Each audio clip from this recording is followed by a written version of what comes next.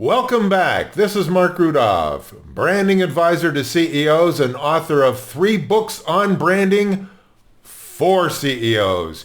You can get these books at markrudov.com/books. And of course, all my videos are at markrudov.tv. Today's topic, killing the Ivy brand. The Ivy League, once heralded as the utopia of college, of university, turns out that they're nothing but crapiversities. And I refer to them as the poison Ivy League.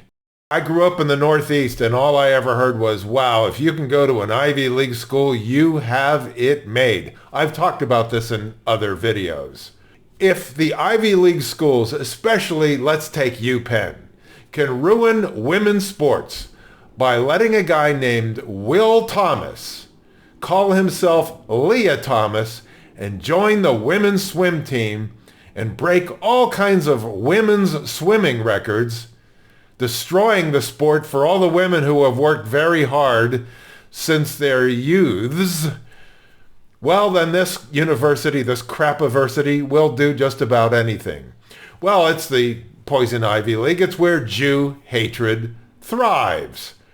We've seen a lot of this, especially since October 7th, when Hamas massacred 1,200 Jews, injured 5,000 of them, and kidnapped about 250 of them. And of course, the left-wingers were out there protesting against Israel. Where does this begin? At the top. The fish always rots from the head. Just a few days ago in the U.S. Congress, Elise Stefanik, who's a member of the Committee on Education and the Workforce, grilled 3 presidents from MIT, UPenn, and Harvard. Notice that they're all women, and women are supposed to be nicer than men, right? That's what we've always heard. Well, turns out not to be true.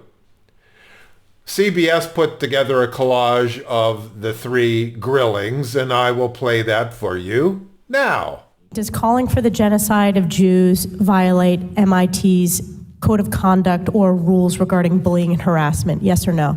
If targeted at individuals, not making public statements. Does calling for the genocide of Jews violate Penn's rules or code of conduct? If the speech turns into conduct, it can be harassment. Yes, it is a context-dependent decision, Congresswoman. It's a context-dependent decision. That's your testimony today. Calling for the genocide of Jews is depending upon the context. Does calling for the genocide of Jews violate Harvard's rules of bullying and harassment? Yes or no?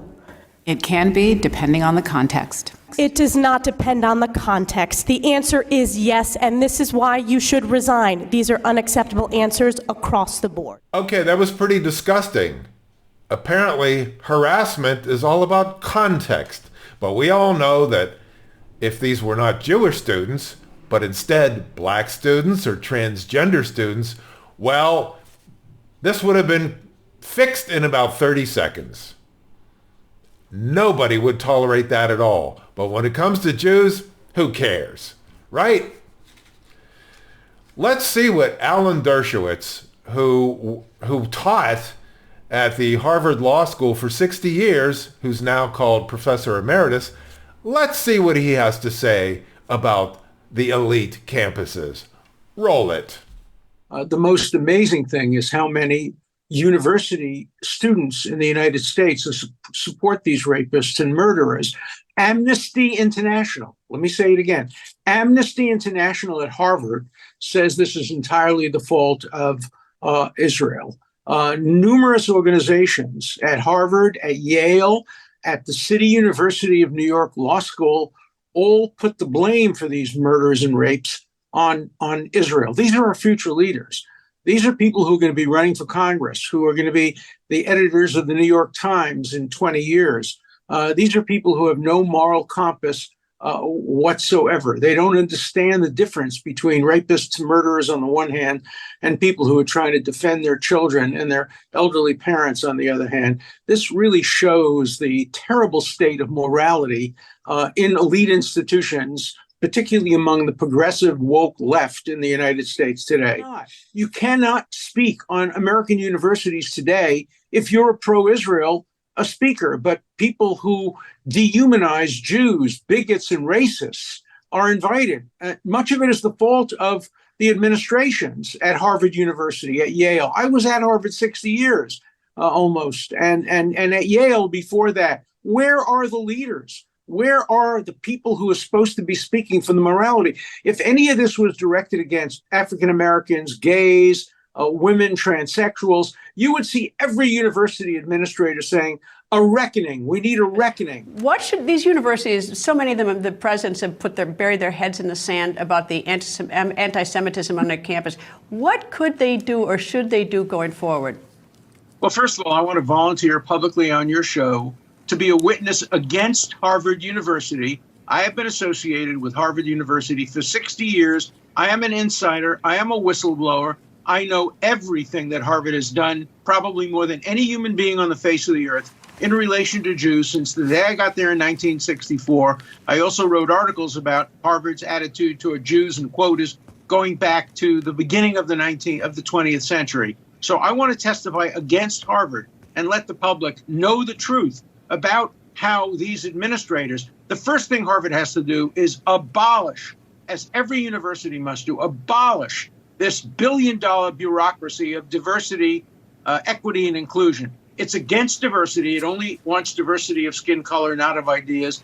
It's against equality. Equity is the opposite of equality. And it's against inclusion. It explicitly excludes Jewish students and Asian students. So that's the first remedy that should be made. It's not going to happen, though. There's an associate professor of political science at UC Berkeley. His name is Ron Hassner. He teaches Jewish studies as well. He decided to see how many of these Gen Zero morons protesting on all these campuses actually know anything about why they're protesting. So he commissioned a firm to survey 250 students across the U.S. They're all screaming from the river to the sea, from the river to the sea. Do they know which river and which sea? Well, it turns out that 53% of them have no idea. In fact, just under 25% of them thought that Yasser Arafat, the once head of the PLO, was the first prime minister of Israel.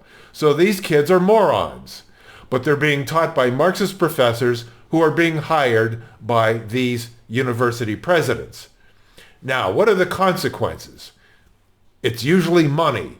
Well, there's a guy named Ross Stevens, CEO of Stone Ridge Asset Management, who just yanked a $100 million gift on its way to UPenn, and he just yanked it unless the president, Liz McGill, resigns.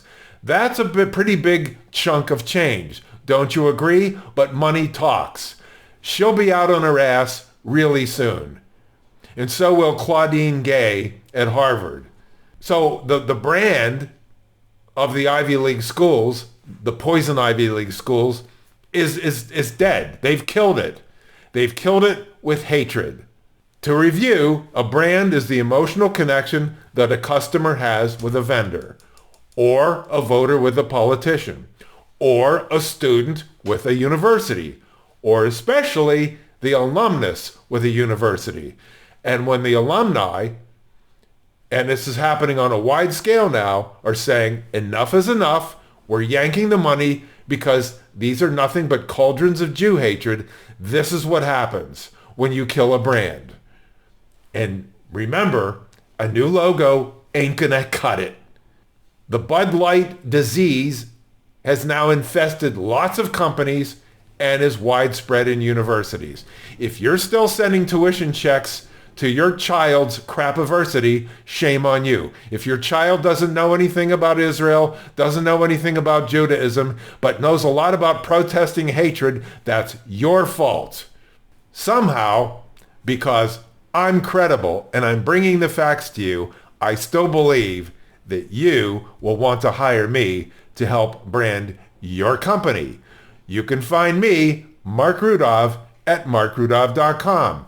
Until next time.